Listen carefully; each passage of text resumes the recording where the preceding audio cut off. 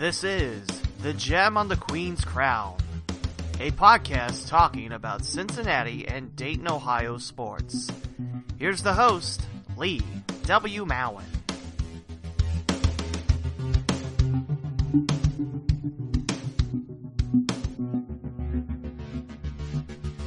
Well, here we are again, fans.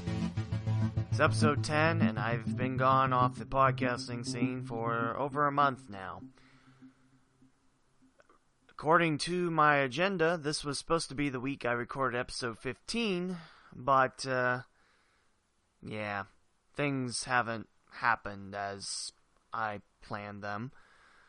So, without further ado, episode 10 of The Gem on the Queen's Crown will be used catching up on what's happened around the Cincinnati and Dayton sporting scenes, and also briefly about why I haven't made a podcast in over a month. We'll go ahead and start with that right now, because fall sports, there's a lot of things happening since September 20th.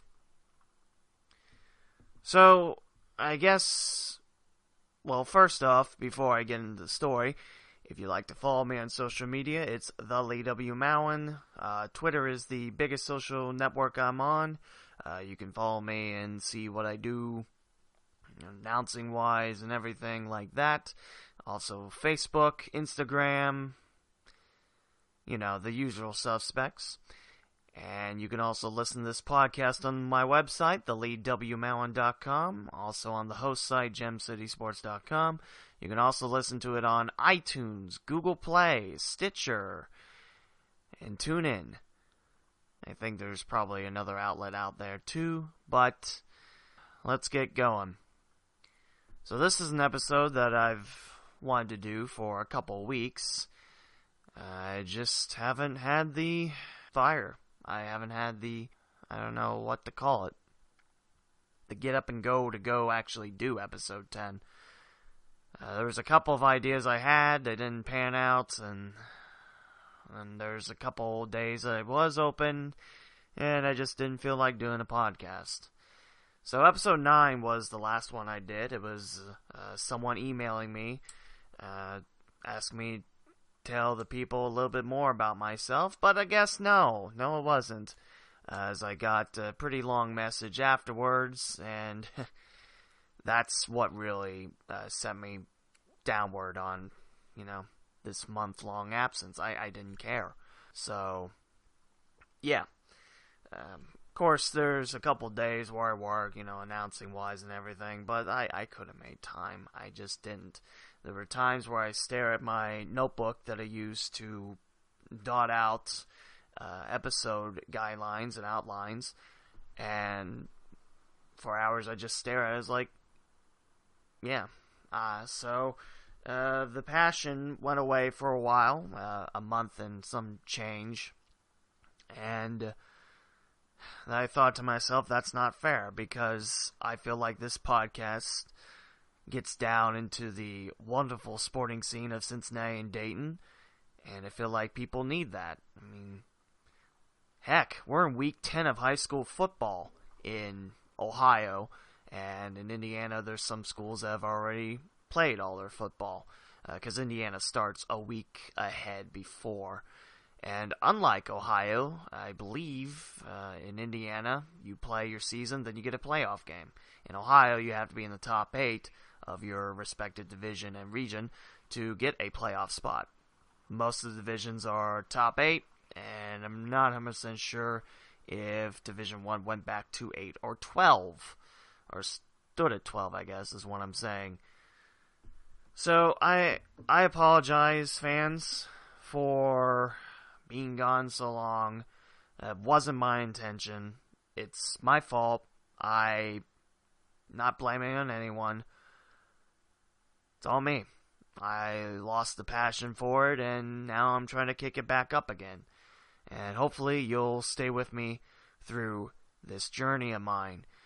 I also wanted to do a homecoming episode about Wright State's homecoming, because I got to work 2 games and was part of what's happened in the wonderful world of sports here in Cincinnati and Dayton. We'll start off with Wright State. The women's soccer season's just about done for the Raiders. They have one more game on the road at Detroit Mercy. Right now, the Raiders are in 4th place with 15 conference points, a 5-3 record. Of course, 3 points for a win, 1 point for a draw, and 0 points for a loss. And the Raiders are 10-7 overall, winning 2 in a row.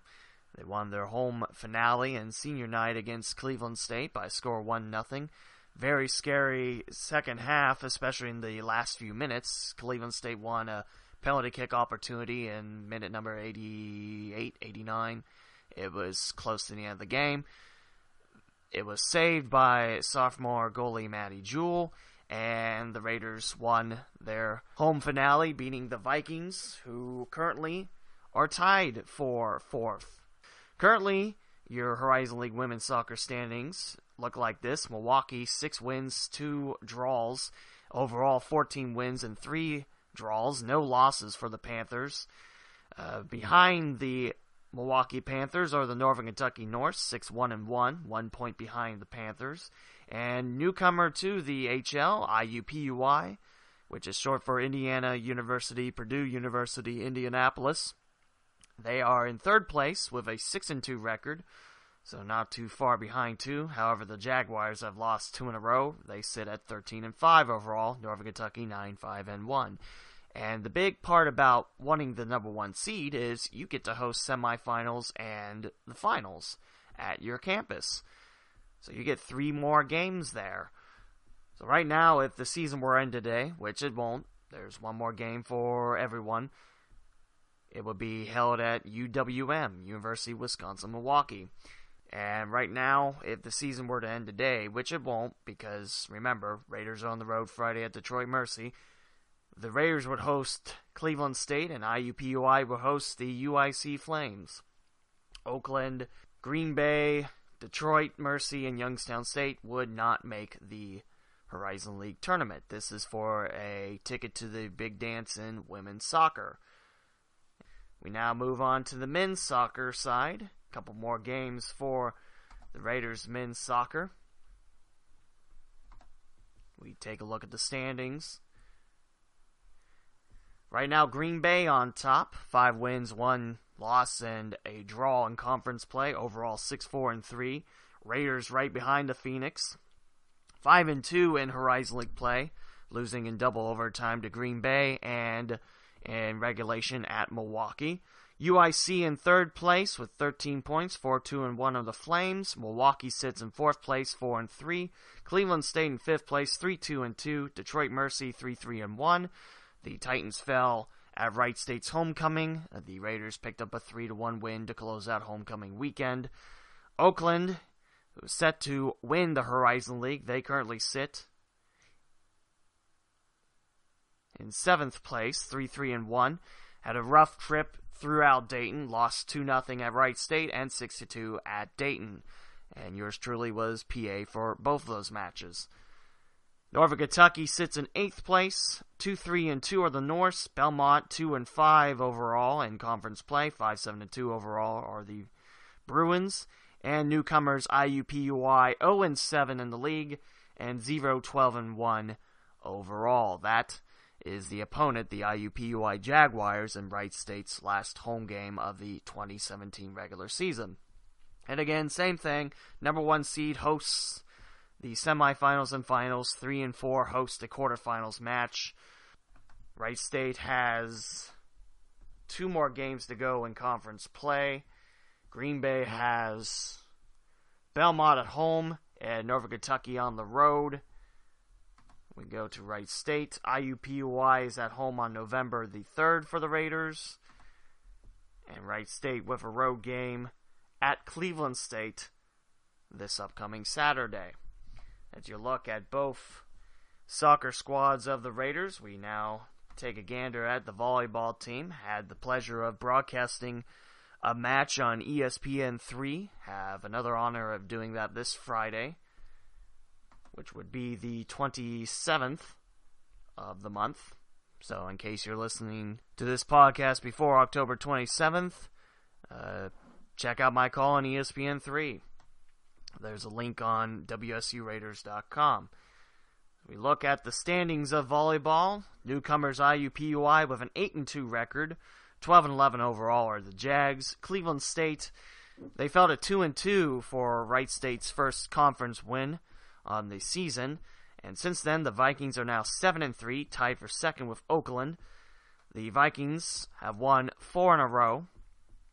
And the Vikings will be in town this upcoming Friday. So you have IUPUI in first, Cleveland State, Oakland, 7-3, tied for second. And fourth is Green Bay. They were the number 1 team in Horizon League, coming in with a 4-0 record. And since the Raiders handed the Phoenix their first conference loss, the Phoenix since then have went 2-3 in Horizon League play. 6-4 sits Green Bay. UIC, Northern Kentucky, tied at 5-5 for 5th place. Milwaukee in 7th. 4-6, Wright State 3-7, Youngstown State 0-10, and Detroit does not field a volleyball team. You have to get into the top 6 to play in the conference tournament, just like soccer. And right now it would be IUPUI, CSU, Oakland, Green Bay, UIC, and Northern Kentucky. Raiders are a couple games back of the Norse, who swept the home from Wright State. And Wright State left to go in the season. Cleveland State Friday, I'll have the broadcast for that on ESPN3. Then you have Oakland coming in on the 28th. One more conference road trip at UIC and Green Bay. And then back home against Youngstown State and Milwaukee on the 8th and 10th of November to close out the regular season. Like I said, being in the top 6 means you get to play in the tournament, and being outside of that means your season's done after the regular season. So that's your look at Wright State fall sports. Wright State hockey has gotten underway, and the club football team has too. Club football had their home opener against Ohio State during homecoming. Went to 3 overtimes, and the Raiders led by 6 after their third overtime drive, but Ohio State came back and won it 22-20. And right now, looking on the Twitter of Wright State football, which is Wright, the airplane people, Orville and Wilbur Wright, not, what you do to a notepad. Wright, STFBALL, tackle football and everything. It's not NCAA football, so whatever. I have this fight with just about everyone. They say, it doesn't matter, it's a club sport. It does matter, and it also helps that I helped, start it up, and I was the unofficial media liaison. I guess that'd be a correct title. I don't know. So the Raiders picked up a very big 33-6 victory over the Pitt Panthers club team. All these teams, club team, not talking NCAA. I think that's against the rules to play club teams. I could use a joke, but I won't. Miami beating Ohio State that day, too, on the 21st, means that Wright State's still in the hunt for a conference title, because they beat Miami 20-0 in Oxford, and the Redhawks still have to go to Wright State. They play at Mulholland Field, which is behind Alumni Field, the campus of Wright State. They play in their own field. Very, very nice. Considering when I was in college, we played one spring game at Wayne, a couple seasons at Bellbrook, and I forget when. I think it's 2013, 2014, the Raiders had their home field. Also, with that 33-6 win over the Pitt Panthers, Darren Artiga of the Raiders picked up the Offensive Player of the Week honors. Darren went 19 for 29, throwing for 280 yards, and recording 5 touchdowns through the air. Very impressive work by Wright State. In case you want to know who the Defensive Player of the Week was, it was Oakland, Michigan, the same Oakland that's in Horizon League with the Raiders. Stephen O'Connell, 3 interceptions, 2 for pick sixes, and 2 pass deflections against Michigan Flint, which was Wright State's big rival when the program started up. They had a trophy. I forget what it was called. There you go, a little bit on Wright State football. Wright State hockey. They're playing at their new home in Springfield used to call Kettering Ice Arena home with the Dayton Flyers club hockey team, but this year is the first year that's not the case. Flyers have Kettering all to themselves, and Wright State has National Trail Parks and Recreation Department Chiller, or NTPRD Chiller for short, or just Springfield Chiller. That sounds a lot better. And on Twitter, you can follow the hockey team at WSU Raider Hockey. On some of the tweets on October 21st, a lot of Raiders made the trip over to Ohio State. Yes, Ohio State has varsity hockey, but also they field club hockey. Same with Miami. Also going on Wright State's hockey Twitter feed, there is a racer, Lee Underwood, who has a racing helmet with a lot of hockey teams on there. A lot of memories tied up on it. Wright State happens to be on there. Troy Trojans, Dayton Bombers, Troy Bruins, youth hockey logo. I see Blue Jackets on there, and Dayton on there too. It's very nice. Check out the photo at WSU Raider Hockey. It was retweeted. Your standings in the Tri-State Collegiate Hockey League, which has a lot of local Cincinnati-Dayton teams. We'll go ahead and knock all of them out. Cincinnati 7-1 on the year with 21 points and scoring an amazing 67 goals with just 19 given up. Miami not too far behind. The Redhawks club team 6-2 with 49 goals scored. Ohio Bobcats 5-0. Louisville 4-0. The Dayton Flyers 3-1-0. Ohio State is 2-2. Pittsburgh 2-2. Xavier 1-3-1. Akron 1-7-0-1. That last one was a draw. Bowling Green with a draw, 2 and 4 losses. And Wright State 0-8. So that's your look at both Dayton Flyers club hockey and Wright State club hockey. And a perfect gateway to swing to Dayton Flyer sports. And the Flyers have men's soccer, women's soccer, volleyball in the fall. Also gridiron, Flyers too. We'll take a look at men's soccer first, as yours truly is the PA announcer for the Flyers men's soccer team. Dayton, 4-2 overall in conference play, 7-2 overall, are the Flyers. Had a battle for first place with the UMass Minutemen last Saturday, and the Minutemen scoring a penalty kick conversion with about 7 and some change to go in the game. They won it 3-2 against the Flyers. UMass leads the A-10, the Atlantic 10 Conference. 5 wins, 1 draw, 11-2-3 overall are UMass. Very impressive squad. VCU 5-1 in conference play. George Washington 5-2. The Colonials handed the Flyers their first conference loss. Fordham 4-1-1 are the Rams. Dayton 4-2, Rhode Island 3-2-1, Davidson 3-3-1, St. Bonaventure, LaSalle, and St. Louis tied at 2-4. St. Joseph's 1-4-1. They fell at Dayton in overtime. Duquesne 1-5, the next opponent for the Flyers on the road, and George Mason, led by the first ever coach of the Columbus Crew and Wright State Raider Hall of Famer Greg Ondrulis. Patriots 0-5-1 in A-10 play, 5-7-2 overall. And A-10 this year trying something new with their conference tournament. It used to be the host school, which you didn't have to get the number 1 seed. It was picked randomly. This year it's at Beaujean Field. So if you like my voice for some reason, you can come out and see a lot of soccer, hear a lot of me announcing goals, announcing subs, stuff that PA announcers do. I get to do that this year at Beaujean Field, and I'm quite thrilled. So the A-10, like I mentioned, random site for the tournament.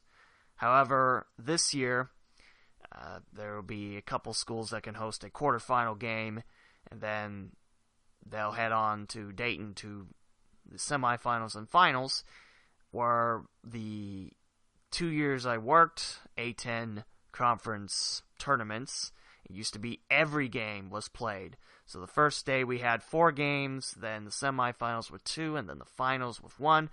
When I did the men's soccer tournament in 2013, all was going well, and then championship day, Beaujean Field's flooded, so We go to Kettering Alter. They have a turf field behind their high school in Kettering.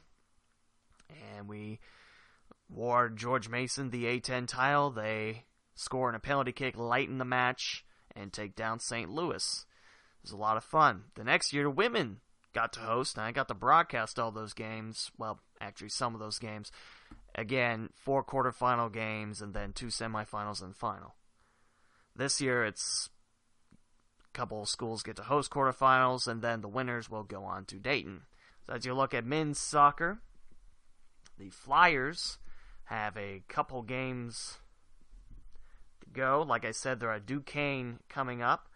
And then, on the 1st of November, George Mason rolls into town. The Flyers had their senior day against UMass. 11 Flyers honored that day. A tough 3-2 loss for the Flyers to take in the hands of the top team in the A10, UMass. It was a very good game. The Flyers gave UMass their all. It was very, very strong effort by the Flyers. So Duquesne on the 28th on the road, George Mason at home on the 1st. And then the A10 Championship starts Friday, November 10th at Beaujon Field at Dayton. And the final on the 12th of November, again at UD. The quarterfinals, by the way, are November 4th through November 5th. Hard to believe that's coming up. Now we look at women's soccer. Great news for the Flyers as they got the last spot in the tournament with their 3-1 win at UMass. It was the next day after the Flyers men's soccer lost by a goal. The women, who have an amazing record against UMass, I think 6-2 at UMass and like 17-4 overall. Now 18-4 if I'm remembering right. Flyers, the last team into the A10 Championship. LaSalle 9-0-1, the top team in women's soccer for Atlantic 10. St. Louis 7-2-1. George Mason 6-2-2. Duquesne 6-3-1. George Washington 5-2-3. St. Joseph's 5-3-2. VCU 5-3-2 as well, and Dayton 4-4-2, edging out UMass at 4-5-1. Fordham at 3-5-2. St. Bonaventure 2-6-2. Richmond 2-6-2. The Flyers got a 5-1 win their regular season home game against the Spiders. Davidson 0-7-3, and Rhode Island no wins and 10 losses in A10 play. Look at the scoreboard. The University of Richmond will be the host for the women's soccer tournament.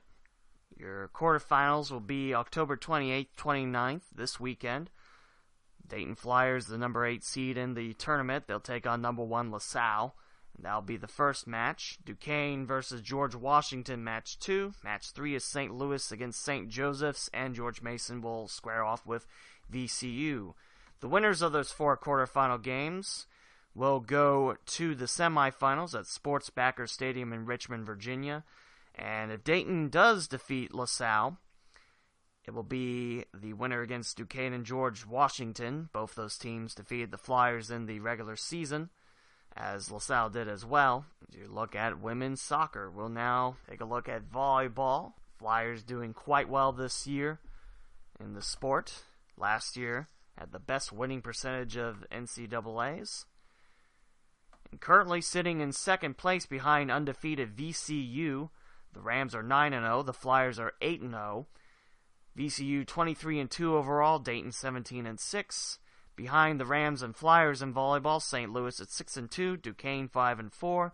Steve Opperman leading the Dukes, former Wright State volleyball coach in the 1990s. Also assistant coach at Dayton Flyers before he got the head coaching job at nearby Wright State, if I remember my game notes from last year's broadcast. Fordham 4-6, Rhode Island same at 4-6, George Washington 3-6, LaSalle, Davidson, and George Mason sit at the bottom of the volleyball standings at 2-7. We'll look at the next upcoming battle for these squads. Like I mentioned, VCU half game better than Dayton currently. Both the Rams and Flyers undefeated. 17-0 combined in A10 play. Flyers will be at Davidson this Friday and at VCU on Sunday. Sunday's game, big match between currently two undefeated squads, but you can't look past Davidson. And for VCU, they will host St. Louis on Friday. The Flyers will be back home on the 3rd. They'll host Rhode Island at the Frerick Center on Friday, November 3rd at 7. And on Sunday, Fordham will come into town at 1 o'clock. Then the Flyers will hit the road again. They'll be at George Washington and George Mason. So just one battle between Dayton and VCU in conference play. That will be a big one at Virginia Commonwealth University. We looked at the volleyball squad. Now we take a look at football. Of course, the Atlantic 10 does not sponsor football. The Flyers are home in the Pioneer Football League. Picked up a big win at Davidson by a score of 48-22. Flyers really poured it on in the third quarter, led 21-12 at the half. Put 27 points on to Davidson's 10 of the second half, and picked up their third win overall. The Flyers 3-5 and 2-3 in Pioneer Football League play will host Butler this upcoming Saturday at 1 and Marist on the 4th of November for hitting the road for one last PFL game of the regular season at Valpo at 2 o'clock November 18th. Had a 3-game losing streak, but snapped it with a 20-10 win at Drake in Iowa. Flyers 3-5 in football. That closes up Wright State and Dayton. We'll take a look at the other schools as well. First up for Sinclair, the Tartans do not host either gender of soccer. The only fall sport the Tartans have is volleyball, and currently the Tartans sit 20-9 overall, 10-4 in Ohio Community College Athletic Conference play.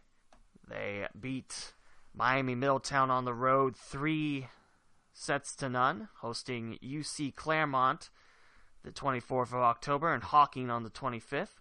They'll have one last OCC-AC match at Owens Community College, a team that the Tartan Pride were swept in 3-0. We'll make our way to Cedarville really quick and tell you how the Yellow Jackets are faring. We'll start off with women's soccer for Cedarville. Jackets are 11-5-1 overall, have won 7 in a row, and in conference play, a very nice 9-3-1. They have one more game in Great Midwest Athletic Conference play, or GMAC for short. They're at Ohio Valley on the 24th at 1 o'clock in New Concord, Ohio, in case you're wondering where Ohio Valley was. They're coming off a 1-0 win against Lake Erie at home and a 3-1 win against Ursuline, a female-only athletic college up in Pepper Pike, Ohio. The last time the Jackets dropped a game was on the 28th of September. They fell at Kentucky Wesleyan. They fell at the hands of Kentucky Wesleyan 1-0. And before that, they dropped a 3-1 decision to Ohio Dominican, also at home. 11-5-1 are the Yellow Jackets in women's soccer. For men's soccer, they won their senior night match 3-0 against Lake Erie in the Storm. They're also at Ohio Valley on the 24th. They'll play right after the women's soccer game.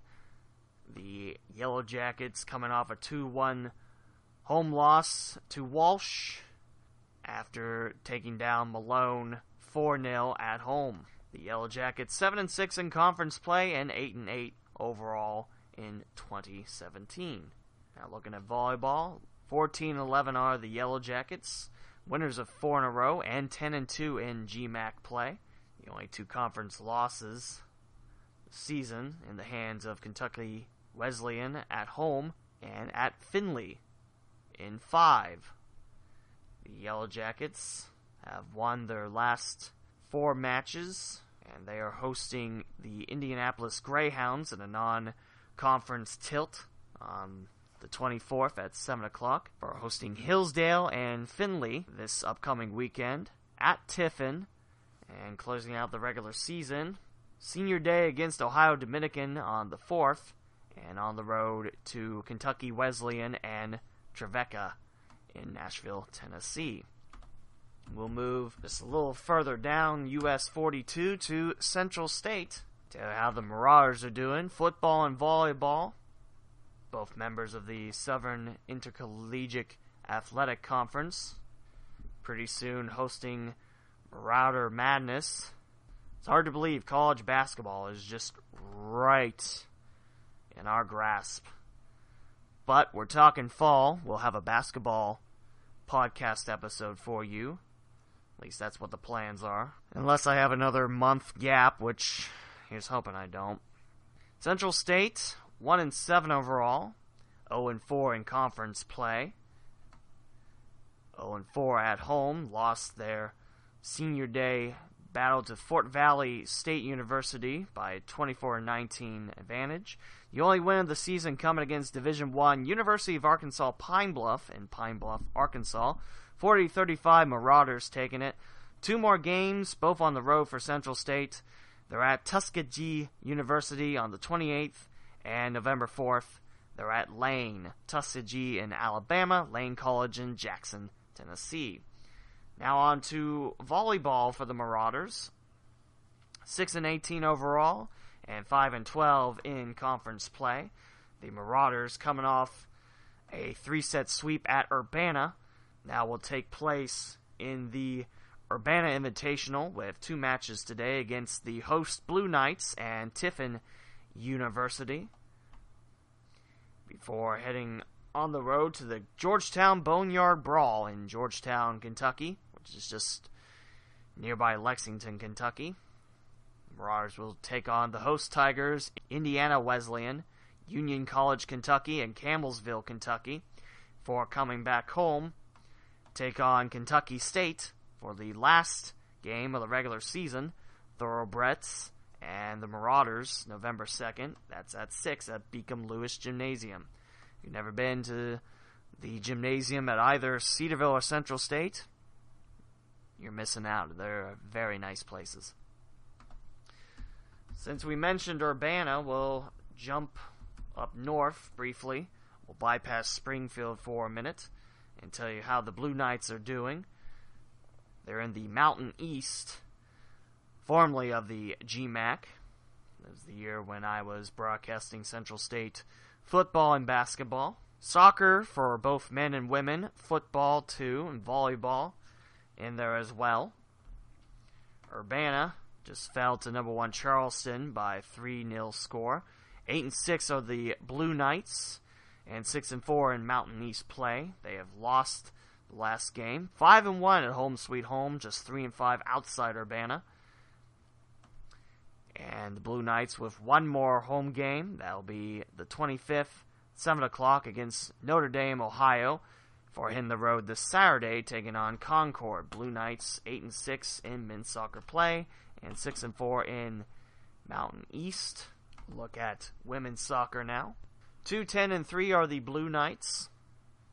Lost their last game, 0-7-1 at home, but 2-3-2 away. They'll finish up the season on the 25th against West Liberty and on the road at Concord on the 28th. Now for the Blue Knights Gridiron squad.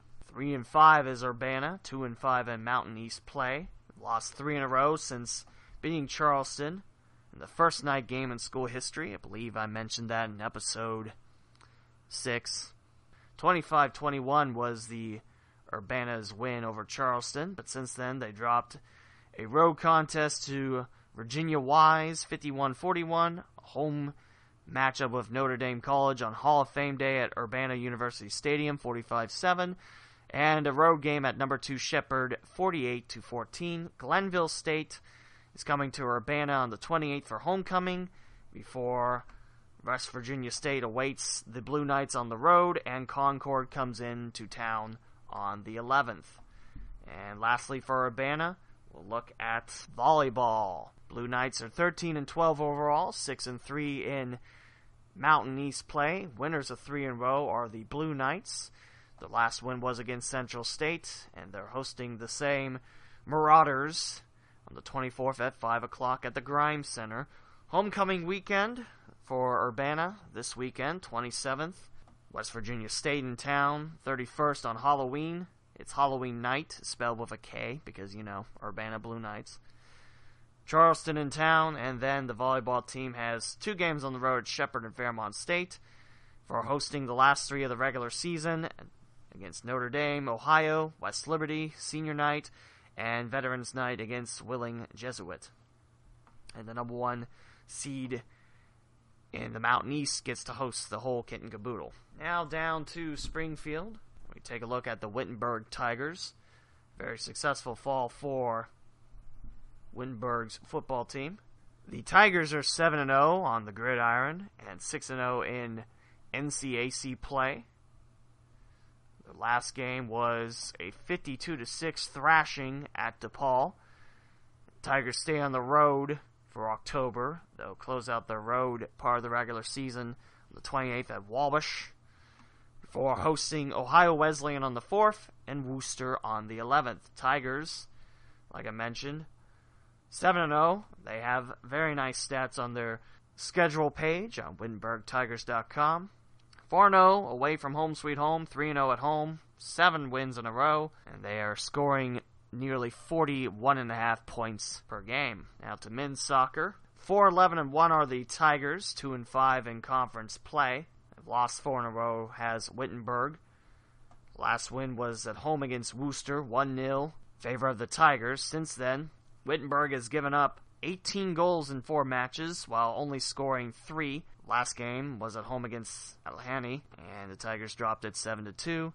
Tigers finished off the regular season on the road at Ohio Wesleyan and Hiram. Now on to women's soccer. 4-6-3 Wittenberg, 3-3 in conference play, coming off a 3-1 loss at home against Allegheny.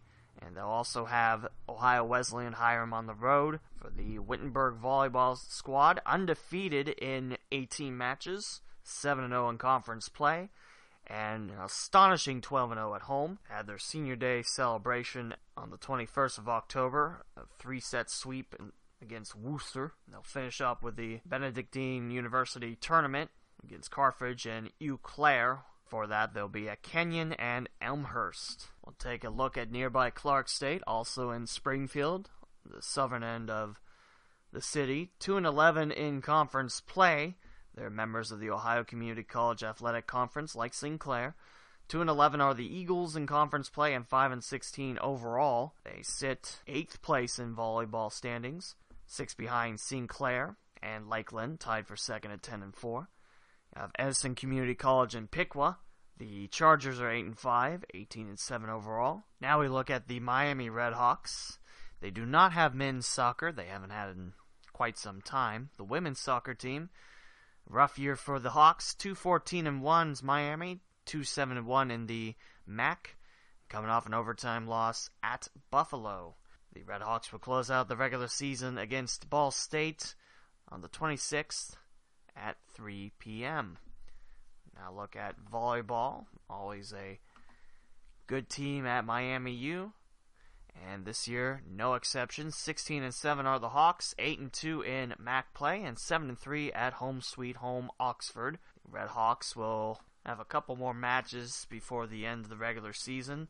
They'll spend this week on the 26th and 28th on the road at Bowling Green and Northern Illinois, respectively, before coming home on the 3rd against Kent State and the 4th against the Ohio Bobcats.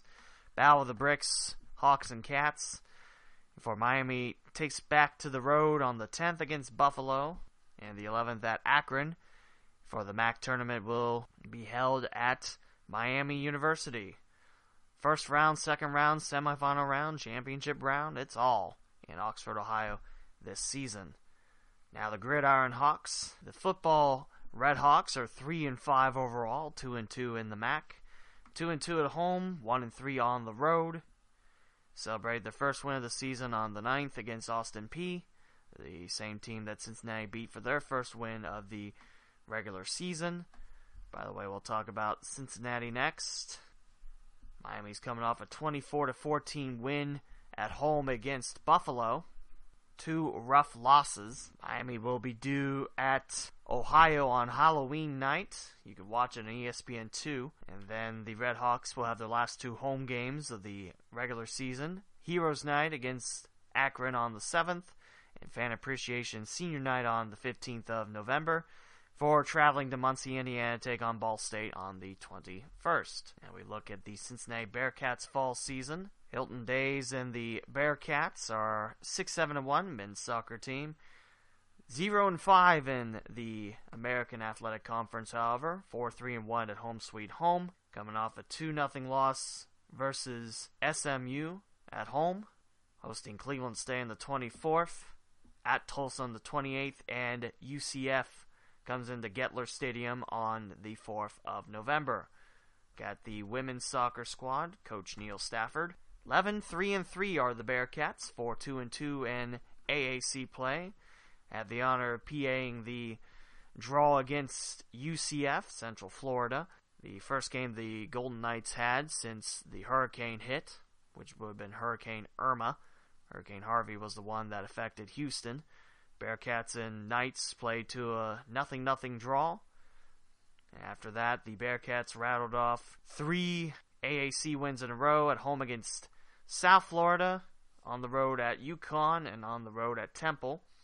Also picked up a home conference win against Tulsa, drew against Memphis, lost at Houston and SMU, a rough Texas trip.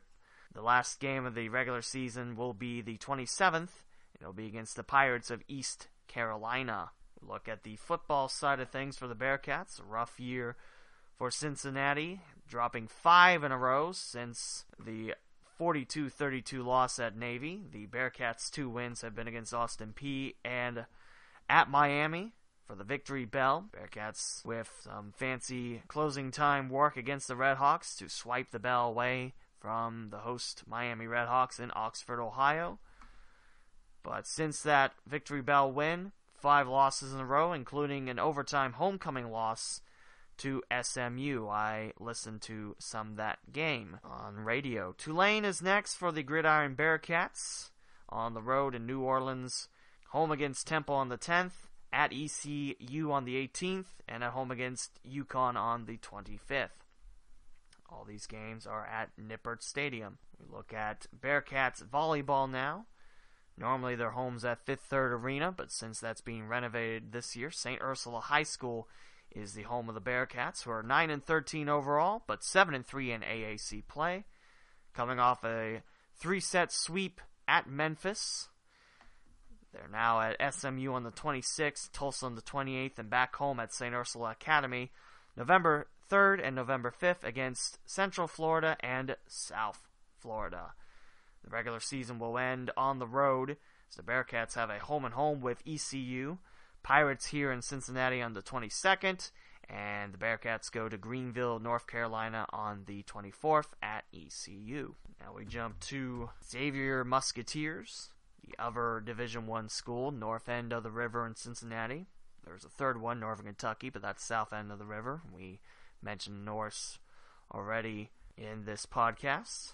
No football for Xavier, and I don't believe they have a club football team anymore, which is a shame because the Wright State and Xavier games are always my favorite ones, especially going to Roger Bacon High School and broadcasting that game. Very, very tough game. Very good game for the Raiders, too, back then. 8-4-2 is Xavier's men's soccer squad, 3-3 in the Big East. Muskies picking up a home win against Marquette, 1-0 over the Golden Eagles.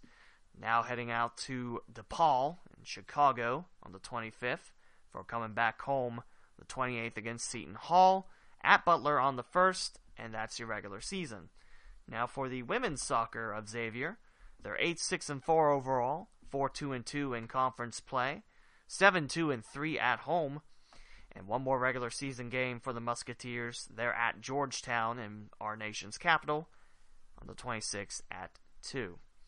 And for the Musketeers volleyball squad, I got to see a video from their Facebook page showcasing the new blue lights at the Cintas Center.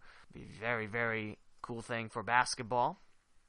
Volleyball is 8-17 overall, 3-8 in the Big East, 2-8 at home. Xavier, however, coming off a 3-set win at DePaul, breaking a losing streak of 6. The Muskies will host Georgetown on the 27th and Villanova on the 28th. And that's your look at all the collegiate sports around the Miami Valley and Cincinnati area. Pre-editing, this is almost an hour. And I did want to talk about high school football and hopefully find some results of soccer playoffs as they are happening right now in the state of Ohio. I did something a little different today. I'm going to start with Indiana since there's a couple counties in the Miami Valley, Wayne County being the biggest of them, as they're host to Richmond, Indiana. We'll take a look at the Red Devils. 0-10 overall is Richmond. 0-7 in North Central Conference play are the Red Devils, and they had their playoff game against Newcastle. The Trojans winning that 41-0, sectional game, and that win for Newcastle means that Kyle York and his Trojans will now battle Mooresville. Richmond Class 4A, sectional 22, led by Abraham Tawfiq, his first year coaching Richmond. For the first time since 1939, I think this was on a previous podcast episode, the Red Devils fell in the hands of Connorsville.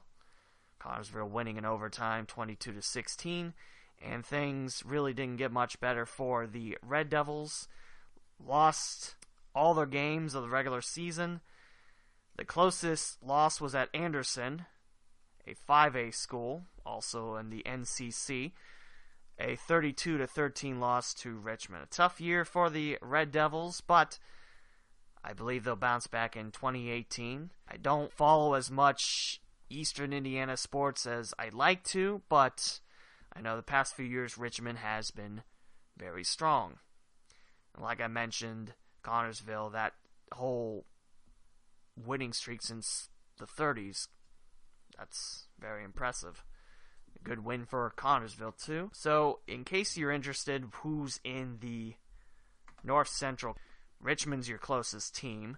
You have Lafayette, Jeff, McCutcheon, Harrison, and West Lafayette, not in Harrison, Indiana, nearby Harrison, Ohio. That's not the same one, at least I don't think it is.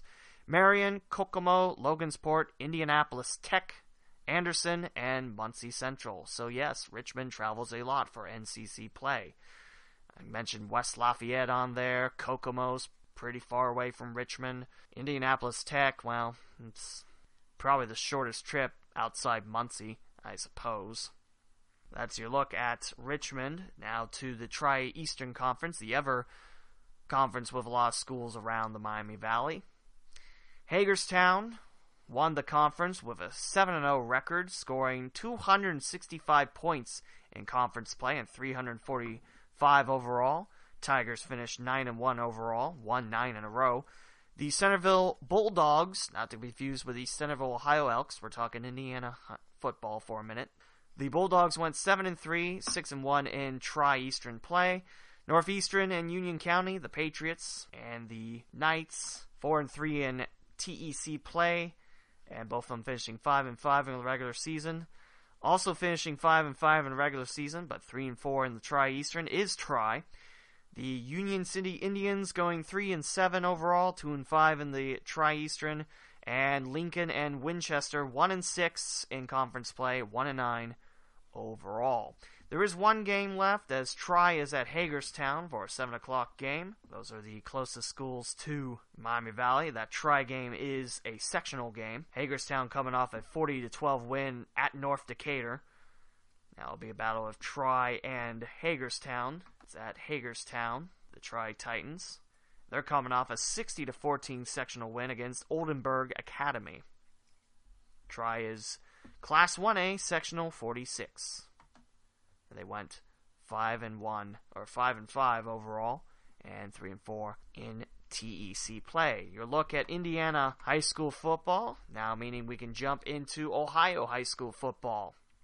And yes, in my fall preview, I didn't get to it because it was an hour, and my throat felt like it was on fire for talking all that long. But with the month absence, I like to catch up and tell you about high school football in the area. We're going to start division by division. I'll focus it on local teams.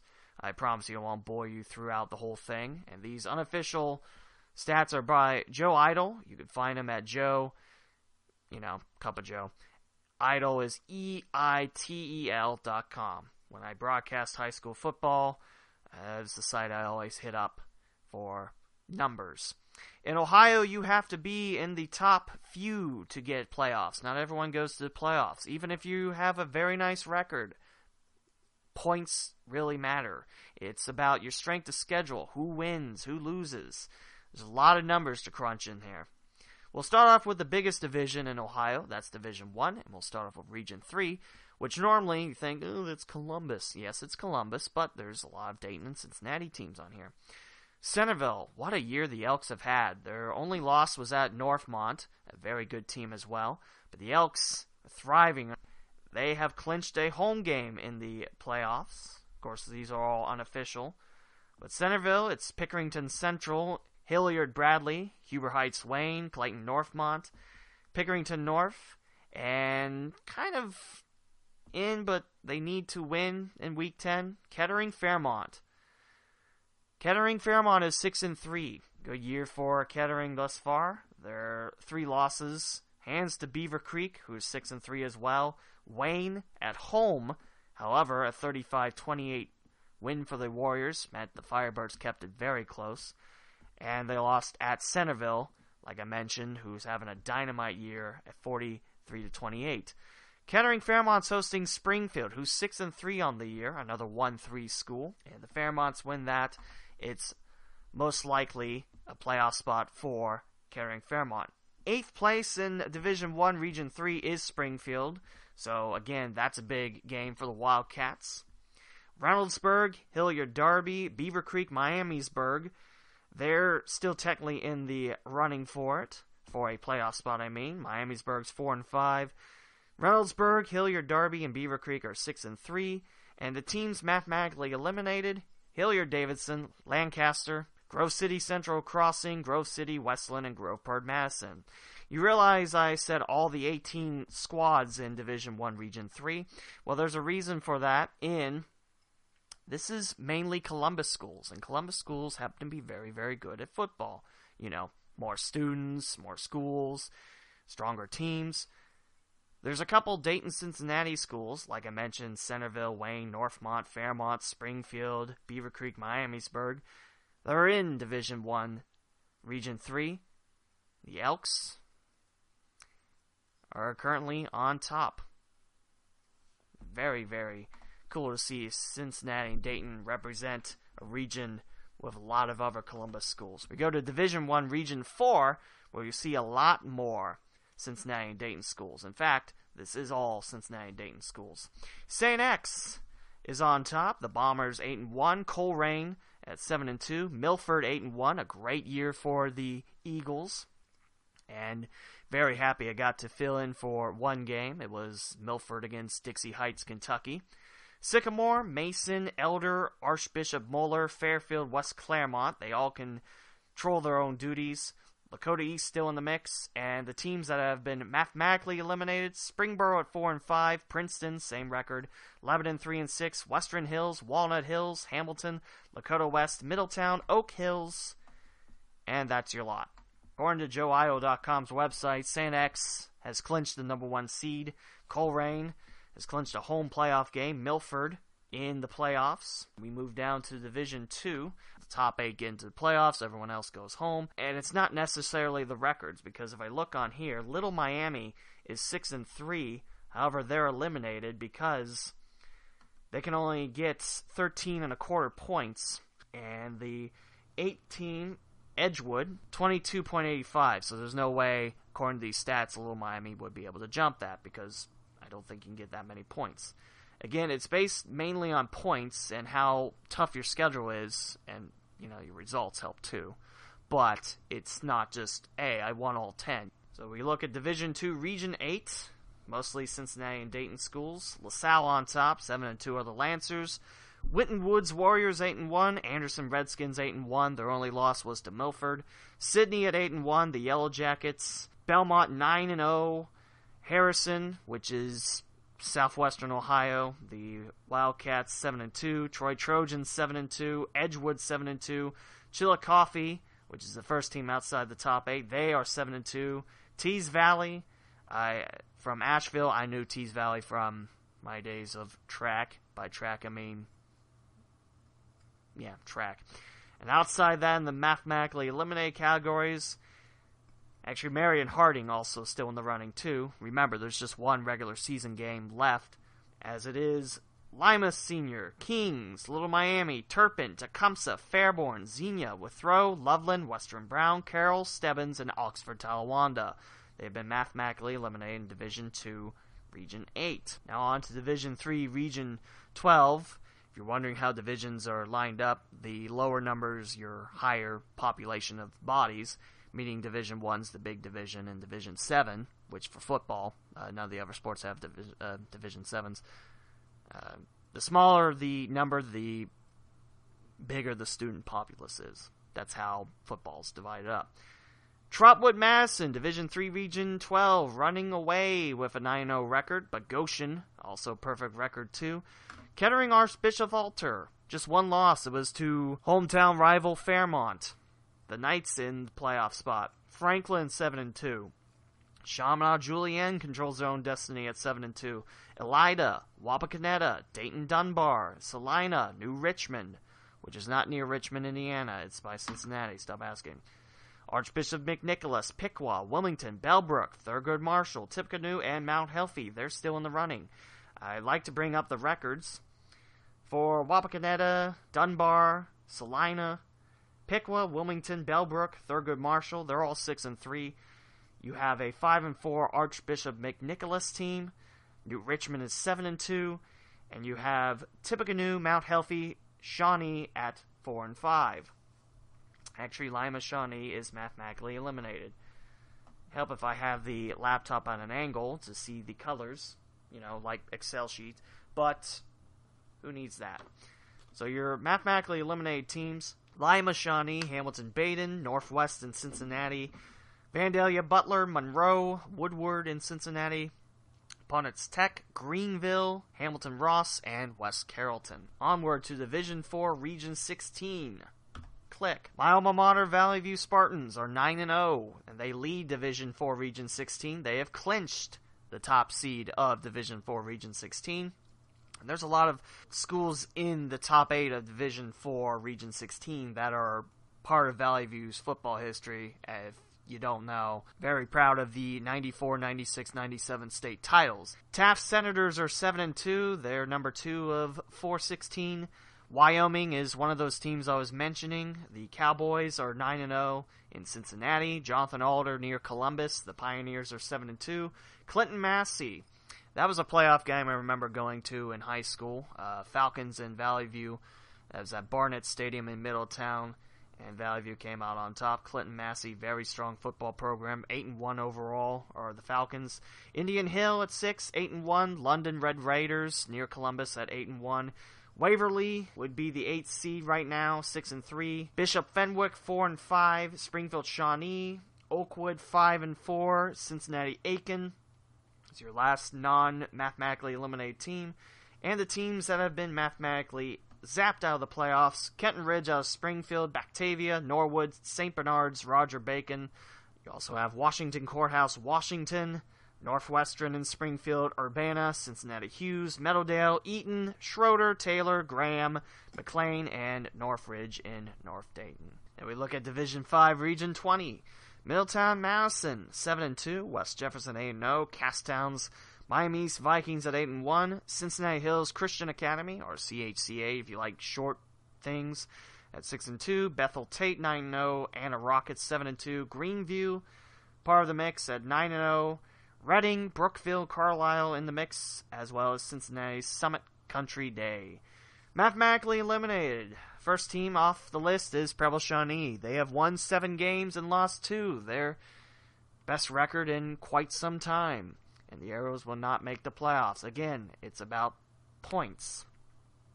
And following the Arrows of Preble Shawnee, Claremont Northeastern, Marymount in Cincinnati, Versailles, Blanchester, Milton Union, Madeira, Madison Plains, and London, which is a fairly big town close to Columbus.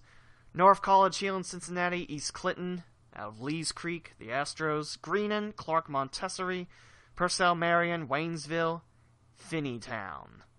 I like Finneytown, that's a funny name. Division 6, Region 24. This used to be the smallest division and the last region to boot. It's not the case anymore and hasn't been for 2 years, 3 years, something like that. Marion Local, the Flyers up north, 9-0. Lima Central Catholic, 8-1. Coldwater's at 7-2. Bethel holding strong at 8-1. Spencerville at 7-2. My good friend Michael Hearn, he's very proud of his Bearcats, and any chance he gets to broadcast Spencerville sports. Hi, Michael. Dayton Christian, which technically is in Miamisburg, just south of the Dayton Mall. The Warriors are 8-1. Mechanicsburg 7-2. St. Henry 6-3. Fort Recovery, West Liberty Salem at 7-2. Jefferson, Delphos St. Jefferson, not Jefferson Township, which would be west of Dayton, east of New Lebanon. And New Lebanon-Dixie has been eliminated because of Fort Recovery and St. Henry. Your other teams mathematically eliminated: 4-5 Tri-County North, Covington, Fayetteville, Cincinnati Country Day, National Trail, West Alexandria's Twin Valley South, my hometown, ITVS, Riverview East Academy, Parkway, Bluffton, St. Bernard, Elmwood Place, Arcanum, Troy Christian, Allen East, Deer Park, Williamsburg, and Northeastern. And no, Deer Park is not Deers. It's the Wildcats, I think. And Northeastern being Springfield, a.k.a. the Jets. But not Benny, just the Jets. Now, Division 7, Region 28. We look at the last region with Dayton, Cincinnati schools. Conway, Crestview leading Division 7, Region 28 with Lehman Catholic at 8-1. Both Crestview and Lehman Catholic 8-1. Delphos St. John's at 5-4. Fort Loramie 7-2. They play their football in the cross-county conference.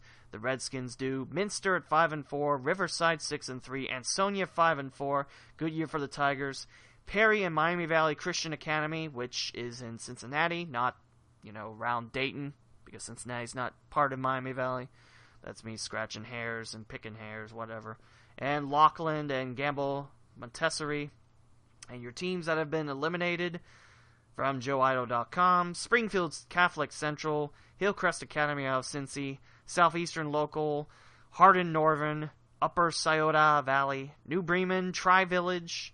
Yes, Tri-Village and the Patriots, they have football, and coming up soon, there will be full classified varsity football. I think they're playing conference games this year, I know, because Twin Valley South beat Tri-Village. You also have Cincinnati College Prep, New Miami, a small town north of Hamilton, Waynesville Goshen, Missinawa Valley, Triad, Bradford, Cedarville, Jefferson Township, that's between Dayton and New Lebanon, and Mount Victory Ridgemont. Mount Victory Ridgemont, that's a cool name. But we're not here to talk about cool names. That's look at all the Dayton and Cincinnati schools from around here. And that's all from JoeIdle.com. Again, nothing's official, but his numbers end up being pretty darn ace. Like I said, when I broadcast high school football games, I would go to JoeIdle.com for schedules and for numbers and stats. It's all on there. Now we'll look at boys and girls soccer tournaments. So as you might know, boys and girls soccer start sectionals on the 16th and 21st, so we're done with sectionals. Districts begin on the 23rd through 28th. Regionals get October 31st to November 4th. Your state championship goes November 7th through the 11th. That's your calendar on soccer. And I know a good friend of mine, Chad Hollingsworth, he has been following his Bellbrook Golden Eagles religiously. His daughter played for the Golden Eagles, suffered a bad injury. Hopefully she's doing better, Chad. Hi, Chad. And Bellbrook took down Bishop Fenwick by a 1-0 score in overtime. It's a very good win for Bellbrook. Very strong soccer program. If we now look at Southwest District, this is off swdab.org, and it helps me out a lot because it keeps schools in the Southwest area, and that's the area I want to talk about. So, your boys soccer district semifinal tournament, which is scheduled for October 24th, Tuesday, which is the day I'm recording and hopefully posting this and not deleting the entire episode. For Division 1, number 2 Anderson takes on number 8 Sycamore. That's at Lakota West. At Lakota East, it will be Lakota West number 6 against number 9 Milford. Number 3 Mason takes on number 5 St. X at Princeton in Cincinnati. Hamilton High School hosts number 4 Fairfield against number 10 Loveland. You have number 1 Archbishop Mulder out of Cincinnati against number 13 Lakota East at Sycamore High School. At Northmont in Inglewood, you have number 1 Beaver Creek squaring off against number 7 Miamisburg. Number 3 Centerville takes on number 4 Springboro at Springfield. And at Centerville High School, it's number 2 Carroll against number 9 Northmont. That's your Division I battles for boys soccer district semifinal tournament schedule. Division II has number 3 Indian Hill against number 5 Cincinnati Hills Christian Academy. That's at Madeira High School. At Milford, you have number 8 Wilmington against number 7 Roger Bacon. At Kings High School in Kings Mills, yes, next to Kings Island, you have number 2 McNicholas against number 1 Wyoming. You have number 12 Tippecanoe against number 4 Chaminade Julienne at Kettering Fairmont. Alter versus Bellbrook 2 and 3 at Xenia. Number 1 Bellefontaine against number 3 Northwestern. So at Kettering Fairmont High School, you have number 12 Tippecanoe against number 4 Chaminade Julienne, or CJ if you like. Number 1 Bellefontaine squares off against number 3 Northwestern at Piqua. And we jump to Division 3. Number 3 Marymount against number 4 Madeira at Indian Hill. Marymount High School hosts number 2 Cincinnati Country Day against number 5 Seven Hills. Number 1 Summit Country Day against number 6 Finneytown at Winton Woods High School. Bellbrook will host number 17 Dixie against number 1 Dayton Christian. Greyhounds out of New Lebanon. Number 5 Yellow Springs against number 6 Milton Union at Franklin High School. Eaton will host number 2 Bethel against number 13 Franklin Monroe. Sydney has number 3 Troy Christian against number 9 Springfield Catholic Central. And number 4 West Liberty Salem against number 10 Miami Valley School, which is just right down the road on Ron Road. They will be squaring off at Monroe. That's your look at boys soccer. Those are all scheduled for October 24th. We'll look at the girls' scheduled tournament. The district finals are as follows. At Bellbrook for Division I, it's Loveland against Sydney. At Princeton, it's Fairfield against Lebanon. Springboro takes on St. Ursula, Lakota East. Monroe High School hosts Mason against Beaver Creek. Division II, Bellbrook against Marymount at Lakota West. At Hamilton, it's Waynesville against Indian Hill. Baton against Carroll at Northmont. Tippecanoe against Alter at Springfield. And Division III, by the way, those last 4 of Division II, in case I didn't say it. Summit Country Day against Springfield Catholic Central at Chaminade Julienne High School. Roger Bacon, Dynamo fans, get out there, see soccer. West Liberty Salem against Cincinnati Hills Christian Academy at Kettering Fairmont. Centerville hosts Madeira against Milton Union. And last one of Division III, Lehman Catholic against Anna. That's at Bellefontaine. That's your look at boys and girls soccer. We'll go ahead and take a look at volleyball too. It's not fair to cover one without the other. Your tournament schedule for Tuesday, October 24th, Division II. Both these matches at Tecumseh. It will be number 2 Tippecanoe versus Graham. Right after number 12 Bellefontaine squares off against number 3 Greenon. And that's your look at the Ohio Southwest District. We'll look at the district semifinals. Since we're on the page, again, these are all off of swdab.org.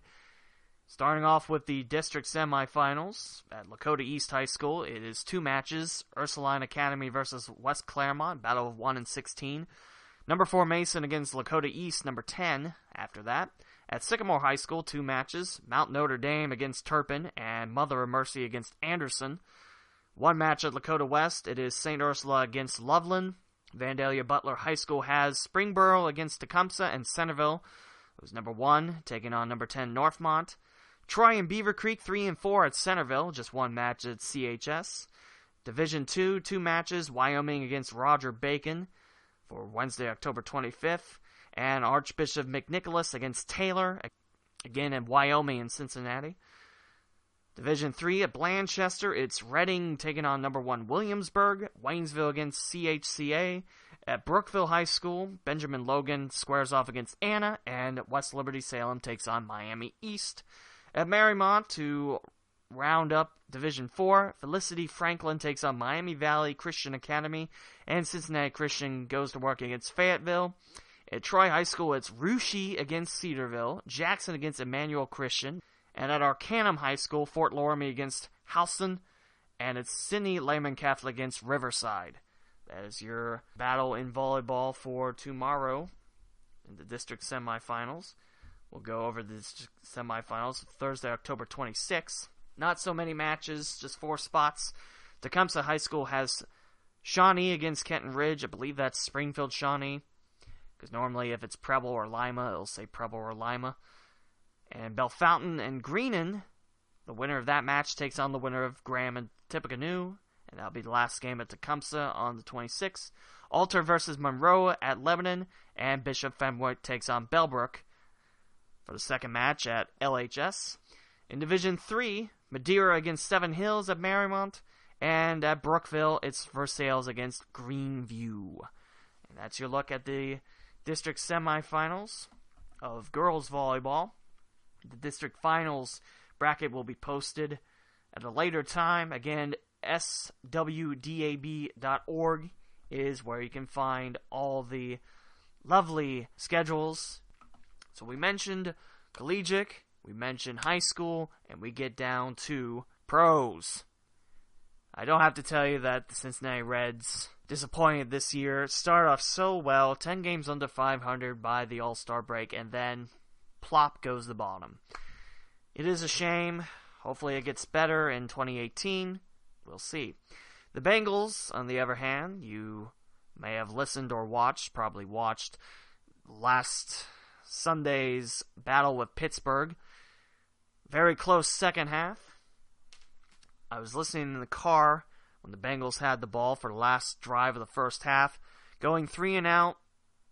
When you are so neck and neck with Pittsburgh, at Pittsburgh, you have to take these chances. You have to go for it. They did not. Pittsburgh ended up winning it and holding Cincinnati to, 2 first downs in the second half.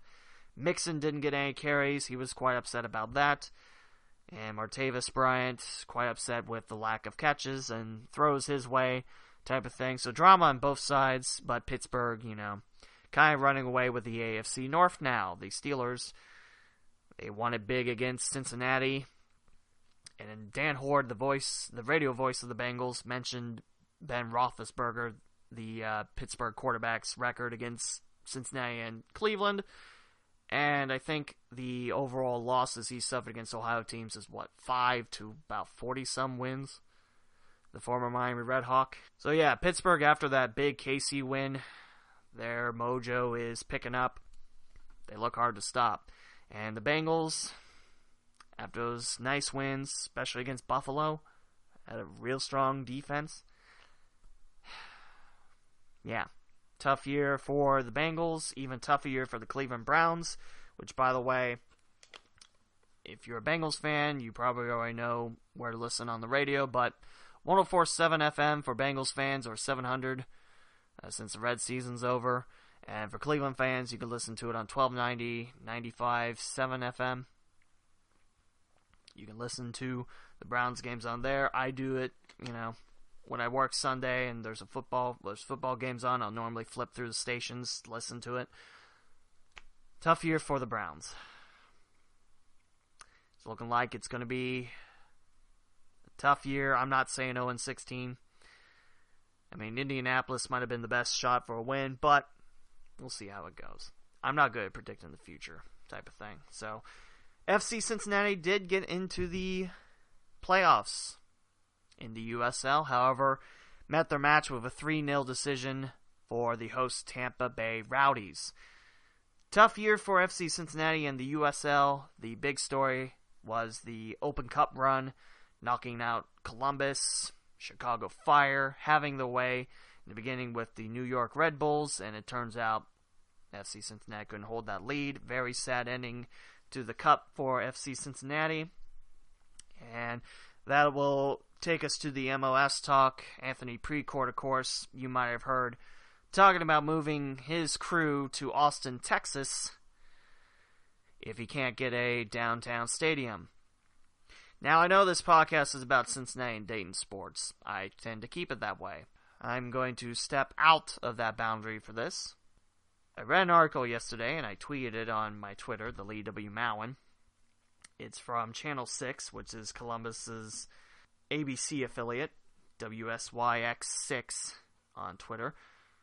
There's a former Crew SC executive saying this team's not going anywhere. It's just a plot to get a new stadium. Crew Stadium / Mafre Stadium isn't even 20 years old yet. That would happen in 2019. Sure, it's been home to the scoreboard catching on fire. That happened a couple years ago. But think about it. U.S. national team constantly plays there against Mexico. And that's a tough place to play. And U.S. has done a nice job defeating Mexico in Columbus. If you move the crew, you lose that. I mean, what's going to happen to Monterrey Stadium? I mean, sure, it's on fairground territory. And sure, if you have it downtown, you have all those nice restaurants, bars, theaters, and everything. You're right next to the Blue Jackets and the Clippers, the AAA affiliate of the Cleveland Indians. Sure, that's a hot ticket, but if I remember right, there's not much room to make an arena district. There's a lot of buildings there. There's a lot of railroads that are going through there. There's a lot of highway. 670 cuts through there, There's a lot of roads. Where are you going to build this Crew Stadium 2.0?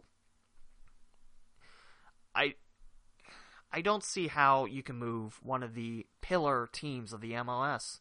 One of the 4 founding teams of the Major League Soccer, which formed in 1996, played a couple years at Ohio State, and then moved to Crew Stadium. I always wanted to go to a Crew game. I even interviewed the Yellow Nation Army while I was still in college radio, and I never took them up on that offer, and they disbanded. I mean, Yellow Nation Army, not the, the team. I hope to make it to a Crew game in 2018. I don't know if I will or not, but I hope the Crew don't get moved. Even if FC Cincinnati does get an MLS, which, we'll move on to that. I mean, I get what Hamilton County tax voters are going for. I mean, that deal's probably, that's a bad deal. I don't live in Hamilton County, I can assure you that, but think about it. That's going to be taxed for a good long time. Paul Brown and Great American. I mean, I get people's, disbeliefs, but look how well FC Cincinnati does on attendance. They're constantly breaking their own records. They're constantly breaking the USL records. I mean, they drew better than the Columbus Crew did. I mean, if the Crew were to move to Austin, Texas, and FC did get the MLS, membership, that'd be sad, because that's a natural battle you have. That's a natural rivalry. You can start up right there. The hell is real route. Which I always thought was between Dayton and Columbus, but no, there's a sign that's between Columbus and Cincinnati on 71. There was something else. It was about the 10 Commandments. I don't remember if it's up there or not. I haven't been in Columbus in a long time. Very sad. Crew fans, I feel you here in Dayton. I know Dayton Dynamo reached out to teed off Crew fans. I know the Dynamo aren't going anywhere, and I feel like the Dynamo's on the way up. I feel like things are going to be very exciting for year number 3. Build off the playoff appearance, going 1-1 in the NPSL Midwest playoffs. I think Dayton can do some real damage again next season. I can't wait to come back to broadcast it.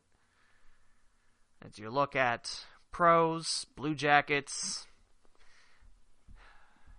how can this hockey broadcaster not talk about hockey? I tell you, the Blue Jackets so far seems promising. It's very early in the season. Remember, it's not a sprint, it's a marathon. I just hope that, unlike last year, the Blue Jackets peak closer to playoff time, not during that 16-game winning streak. Right now, your Blue Jackets have 5 wins against 3 losses, 10 points for Columbus, 8 games played. Would currently occupy one of 2 wildcard spots if the season were to end today. And the Blue Jackets would be behind the Metropolitan to New Jersey Devils 6-2, Pittsburgh Penguins 5-3-1, Philadelphia 5-3.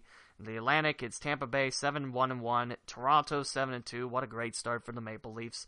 Ottawa 4-1-3, Columbus, like I mentioned, 5-3, and the Islanders of New York 4-3-1. They will be above Detroit, Washington, Carolina, Boston, Florida, Buffalo, New York Rangers, and Montreal, who has one of their worst starts in 76 years at 1-6-1. Looking at the West real quick, because I do like my Winnipeg Jets. I like that Winnipeg got a team back, and I also like the Canadian teams. St. Louis 6-2-1, Chicago 5-2-2, Dallas 5-3 in the Central.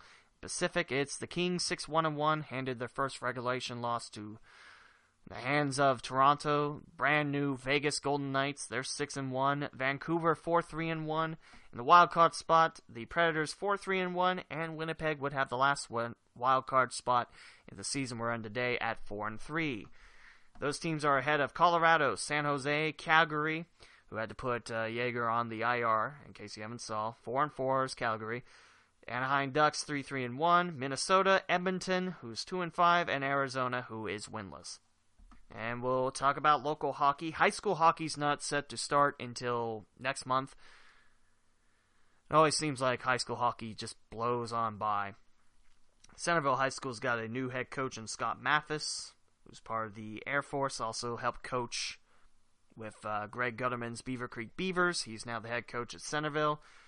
Tony Morris leading the Springboro Panthers. There's two teams at South Metro, Centerville and Springboro. Alter moved to Kettering Ice Arena, along with the Beaver Creek Beavers. You also have Talawanda, who calls Miami University home. What a nice rink. I wish we could photocopy, like, beam by beam, take the same building Miami's Guggen Ice Arena has, and bring it to Dayton and Wright State to have varsity hockey. That's just the jealous side of me. The needy side, that I want my alma mater or my employer to have varsity hockey. But, very nice rink. In Cincinnati, you have Mason, Sycamore. Brand new this year, LaSalle Lancers. You also have Moeller, St. X, and Elder. And up north, you have the Troy Trojans as well, making up the Cinday hockey scene. Hopefully, I have a podcast about that coming up.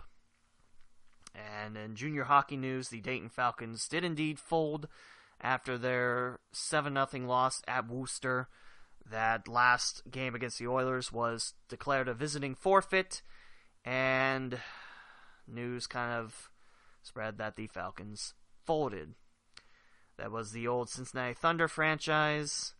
Does make me sad. That's a couple broadcasting opportunities out the window, but I know at South Metro Sports I'll still get my hands in for youth hockey. Tri-State Spartans, Dayton Stealth. Called the Dayton Stealth varsity high school game earlier in the year. A 4-2 loss to the Norsemen to the north of Northern Kentucky. No affiliation with NKU. Different colors, you see. Northern Kentucky's black and gold, and the hockey team's black and red. Well, that's your look at everything. Oh, and a nice little bit of news for me. I had an opportunity to be the PA announcer for a Fall World Series for the Miami Valley Prospects. They're a summer team helping high school baseball players move up to collegiate ranks, improving their game. Jordan Kopp reached out to me. Hi, Jordan. It's been an episode of shout-outs. I think that's 3 or 4, maybe, but I'm sorry. Got a chance to do it. A lot of fun at Fairborn High School. Good baseball. Red team won both games, and it was quite a treat. So I think that will about wrap it up. Episode 10, like I mentioned, sorry about the month delay between episodes. I'll try to get a routine going again. Don't know what my plan for episode 11 is. Hopefully I'll figure out something. I'm going to have some guest stars again on the podcast. Mark Schlemmer, of course. He'll be on a future episode again. I know a lot of people like having Mark on, so I like having Mark on too. Learned a lot from him. Hope to have Jim DeBelt again, talking girls basketball. Hopefully Nick Poe of South Metro Sports will come on and talk hockey coming up. And that's a wrap for episode 10. Again, sorry. Don't know why it took me a month to get back on the Blue Snowball. That's the microphone I use. And record, talk, but that's how it wound up. So, in case you'd like to follow me on social media and you don't, Twitter at the Lee W. Mowen, Facebook and Instagram too.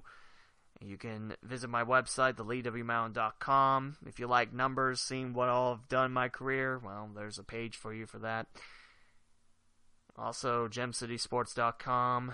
You can listen to this podcast on iTunes, Google Play, Stitcher, TuneIn, and hopefully episode 11 will be happening next week. Until then, ladies and gentlemen, thanks for coming back, and let's keep this afloat. This podcast isn't dead, and I am not a crook's head. Someone said that once. Night! Thanks for listening to The Gem on the Queen's Crown. Don't forget to like the Facebook page, The Gem on the Queen's Crown. Follow the podcaster, The Lee W. Mowen, on Twitter and Instagram. Also, visit www.theleewmowen.com and www.gemcitysports.com.